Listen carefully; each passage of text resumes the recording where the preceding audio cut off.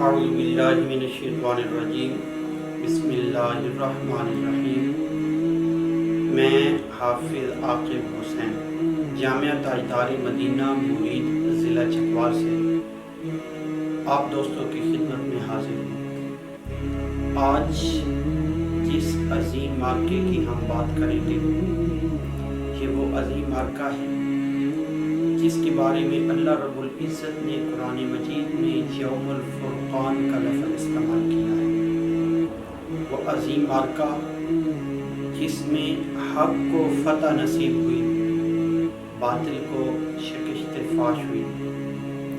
یہ حق اور باطل کے درمیان باقاعدہ پہلی جنگ یعنی میری مراد غزوہ بدر ہے۔ آج کے اس ویڈیو میں ہم غزوہ بدر کے بارے میں گفتگو کریں گے۔ یہ جنگ 2 ہجری رمضان المبارک کے اندر لڑی گئی۔ اس جنگ کے اندر مسلمانوں کی طرف سے خود امام الانبیاء حضرت محمد مصطفیٰ صلی اللہ علیہ وآلہ وسلم نے قیادت فرمائی، جبکہ کفار کی طرف سے ابو جہل مقابلہ کرنے کے لیے آیا۔ اس جنگ کے اندر مسلمانوں کی تعداد صرف 313 تھی، جبکہ کفار کے لشکر کی تعداد تقریباً 1000 کے قریب تھی۔ مسلمانوں کے پاس سواری کے لیے صرف 2 گھوڑے اور 70 اونٹ تھے، جبکہ کفار کے پاس مسلمانوں کے مقابلے میں یعنی مسلمانوں کے 2 گھوڑوں کے مقابلے میں تقریباً 100 گھوڑے موجود تھے اور 170 کے قریب اونٹ تھے۔ سامعین محترم، پہلے ہم اس جنگ کے اسباب پہ نظر ڈالتے ہیں۔ آخر کیا وجہ تھی کہ یہ جنگ کیوں رونما ہوئی؟ سامعین محترم، اسباب میں سے پہلا سبب مکہ کے اندر کفار نے مسلمانوں پر بہت ظلم کیا۔ آخرکار مسلمان ہجرت کر کے مدینہ شریف آ گئے۔ اب مدینہ شریف میں مسلمانوں کو ایک بڑا اچھا ماحول میسر ہوا۔ مسلمانوں نے اسلام کی تبلیغ شروع کی، اسلام کی تبلیغ پھیلنا شروع ہو گئی۔ یہ چیز کفار کو پسند نہ آئی۔ اب انہیں معلوم ہو گیا کہ اسلام بڑی تیزی کے ساتھ پھیلنا شروع ہو گیا ہے، تو انہوں نے اسلام کے خلاف سازشیں شروع کر دی۔ یمن کے کچھ سلیم الفطرت لوگوں نے اسلام قبول کیا۔ ان کی محنت سے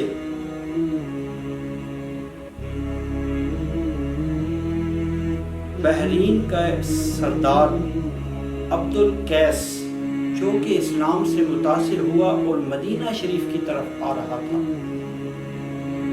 تو قریش مکہ نے اسے راستے میں روک لیا۔ تو اس سے پتہ چل گیا کہ کفار کبھی بھی مسلمانوں کو آگے نہیں آنے دیں گے، وہ ہر جگہ پر مسلمانوں کے لیے رکاوٹیں ڈالیں گے۔ تو پہلی وجہ یہ بنی کہ وہ دین اسلام کی تبلیغ میں رکاوٹیں ڈال رہے تھے۔ دوسرا سبب یہ تھا کہ مکہ شہر اور شام، ان دونوں شہروں کا آپس میں تجارتی کنیکشن تھا۔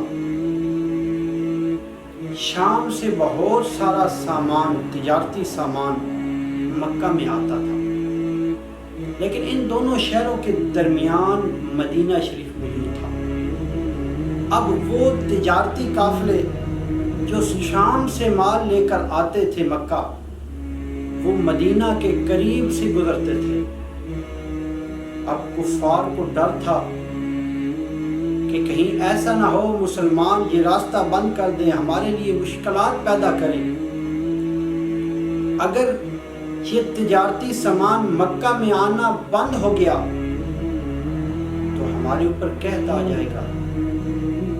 اسی طرح ایک واقعہ ان کے ساتھ یوں بھی ہوا کہ بنو اوس کا ایک سردار مکہ میں آیا خانہ کعبہ کا طواف کرنے کے لیے، تو ابو جہل نے اسے روک لیا اور اسے کہا کہ تو مدینہ میں ہمارے مخالفین کو پناہ دی ہوئی ہے اور ادھر ہمارے شہر میں آ کے طواف کر رہا ہے، اگر تو امیہ بن خلف کا مہمان نہ ہوتا تو میں تجھے آج قتل کر دیتا۔ جب ابو جہل نے یہ سخت رویہ اختیار کیا تو وہ سردار کہتا ہے ابو جہل اگر تو نے ہمیں یہاں روک لیا تو یاد رکھ تیری بھی بڑی قیمتی چیزیں ہمارے پاس سے ہو کر آتی ہیں، ہم بھی انہیں روک لیں گے، تیرے لیے زندہ رہنا مشکل ہو جائے گا۔ تو اس جنگ کی ایک وجہ یہ بھی بنی کہ کفار کو ڈر تھا کہ اگر مسلمان مدینہ شریف پہ مکمل قابض ہو گئے تو ہمارے لیے بڑی مشکلات پیدا ہو جائیں گی۔ تیسری عام وجہ عمر بن الخزرمی کا قتل ہے۔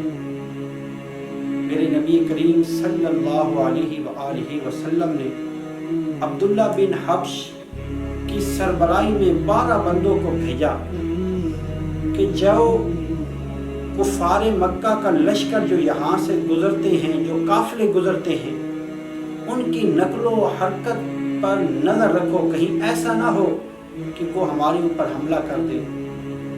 اتفاق کے ساتھ ان لوگوں کا سامنا ایک قافلے کے ساتھ ہو گیا جو مکہ والوں کا تھا، تو ان کے درمیان جھڑپ ہو گئی، تو عمر بن حرزمی نامی ایک مکہ کا رہنے والا قتل ہو گیا۔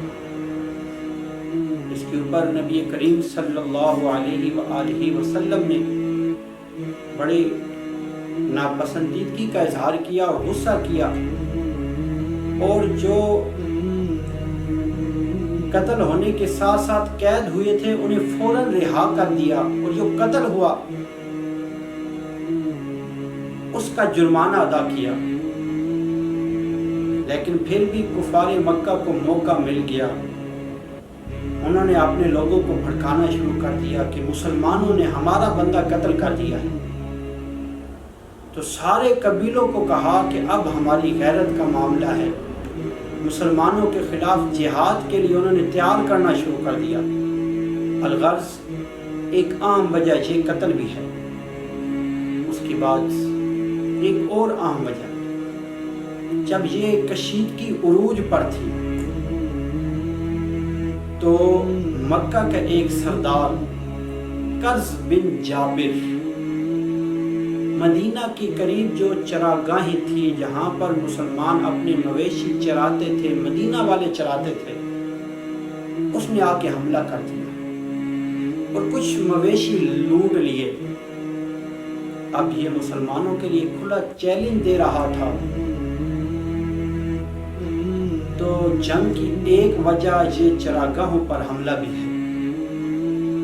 اس کے بعد حضرت ابو سفیان جو اس وقت ابھی مسلمان نہیں ہوئے تھے، ایک تجارتی قافلہ لے کر آ رہے تھے، مدینے کے قریب سے گزرنا تھا۔ اب اسے خطرہ محسوس ہوا کہ مسلمان مجھ پہ حملہ کر دیں گے، تو اس نے ایک ایلچی بھیجا مکہ میں تاکہ مکہ والوں کو بتائے کہ تمہارا قافلہ لوٹنے والا ہے۔ جب یہ خبر مکہ میں پہنچی تو سردار اکٹھے ہو گئے، جنگ کے لیے تیاری شروع کر دی، اور خوب لیس ہو کر 1000 کے قریب کا لشکر لے کر بدر کے میدان کی طرف چل پڑے۔ سامعین محترم، جب میرے حضور کو یہ خبر پہنچی تو نبی کریم صلی اللہ علیہ وآلہ وسلم نے بھی اپنے صحابہ سے مشورہ کیا، تو تمام صحابہ کرام نے بڑے جوش کے ساتھ میرے حضور کا ساتھ دینے کا فیصلہ کیا، اور یہاں تک کہ جو انصار صحابہ کرام تھے انہوں نے کہا کہ حضور ہم بنی اسرائیل کی طرح نہیں ہیں جنہوں نے موسیٰ سے کہا تھا جاؤ موسیٰ تم جانو تمہارا خدا جانے، حضور بدر تو یہاں ہے، اگر سمندر میں بھی اترنا پڑے تو ہم تیار ہیں۔ امین محترم، الغرض بدر کے میدان میں دونوں فوجی آمنے سامنے ہوں، ایک طرف 313 ہیں، دوسری طرف ہزاروں کا لشکر ہے۔ جو ہزاروں میں تھے انہوں نے رات بڑی عیش و عشرت سے گزاری، بڑی شراب نوشی کی، بڑے خوش تھے، جبکہ دوسری طرف جو مسلمانوں کا لشکر تھا پوری رات اللہ کی عبادت کرتے رہے۔ پھر صبح میرے حضور نے صفیں سیدھی کرائی، میدان کی تیاری شروع ہو گئی۔ کفار کی طرف سے سب سے پہلے عمر بن حرزمی جو قتل ہوا تھا اس کا بھائی آیا، جسے حضرت عمر فاروق کے ایک غلام نے قتل کر دیا۔ اس کے بعد باقاعدہ جنگ، اور عرب کے اندر یہ تھا کہ پہلے ایک پہلوان آتا، دوسرا اس طرف سے آتا، وہ آپس میں مقابلہ کرتے۔ تو کفار کی طرف سے عتبہ، شیبہ اور ولید بن عتبہ آئے، جبکہ مسلمانوں کی طرف سے حضرت مولا علی کرم اللہ وجہ الکریم، حضرت حمزہ اور حضرت عبیدہ رضی اللہ تعالیٰ عنہ آپ آئے، اور حضرت مولا علی نے جو ان کے سامنے مقابلے میں ولید تھا اسے فوراً قتل کر دیا۔ حضرت حمزہ نے بھی شیبہ کو واصل جہنم کر دیا، اور حضرت عبیدہ اور عتبہ کے درمیان کافی مقابلہ ہوا، جس کے بعد دونوں زخمی ہو کر گر گئے۔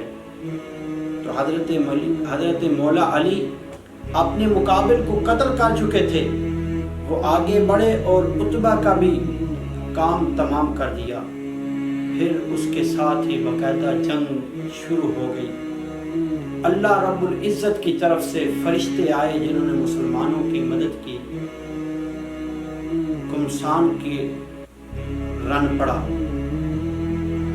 یہاں تک کہ کفار بھاگنے پر مجبور ہو گئے۔ اللہ رب العزت نے مسلمانوں کو فتح نصیب کی۔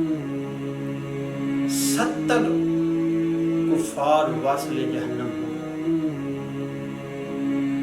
70 کافر واصل جہنم ہوئے، 70 قید کر لیے گئے، جبکہ مسلمانوں کی طرف سے 14 صحابہ کرام شہید ہوئے۔ تو سامعین محترم، اس طرح حق و باطل کا یہ پہلا معرکہ جس میں اللہ رب العزت نے مسلمانوں کو فتح عطا فرمائی۔ آج کی اس ویڈیو میں ہم نے آپ کے سامنے اس جنگ کے اسباب بیان کیے ہیں۔ انشاءاللہ اگلی ویڈیو میں ہم اس جنگ میں جو اللہ نے فتح عطا فرمائی اس کے اسباب جو قرآن مجید میں اللہ رب العزت نے بتائے ہیں، ہم ان کے اوپر روشنی ڈالیں گے۔